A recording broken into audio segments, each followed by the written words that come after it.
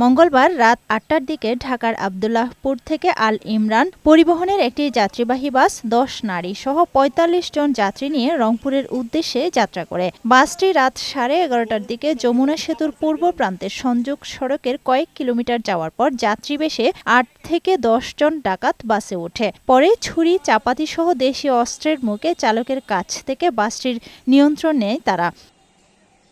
দীর্ঘ প্রায় ৫ ঘণ্টা বাসটি নিয়ন্ত্রণে রাখে ডাকাতরা। এ সময় যাত্রীদের তল্লাশি করে মোবাইল ফোন, নগদ টাকা, সোনা গহনা এবং অন্যান্য মালামাল লুটে নেয় তারা। ডাকাতিকালে একাধিক নারী যাত্রীকে শ্লীলতাহানি করা হয়। ভোরে থানা পুলিশকে জানালে পুলিশ বাসটি উদ্ধার করে সদর থানায় নিয়ে যায়। বাসের যাত্রীরা বলেন, দেশীয় অস্ত্রের মুখে সবকিছু লুট করা হয়েছে। পরে ভোরে টাঙ্গাইলে বাসটি রেখে ডাকাত দল পালিয়ে যায়।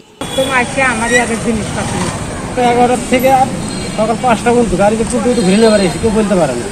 টাঙ্গাইল সদর সার্কেলের অতিরিক্ত পুলিশ সুপার বলেন, এ ঘটনায় মনু মিয়া নামে এক যাত্রী মামলা করেছেন।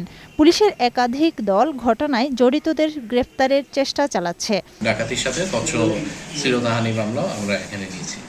সদর থানা পুলিশের টিম, ডিবির টিম সহ ৩-৪টি টিম একসাথে কাজ করছে।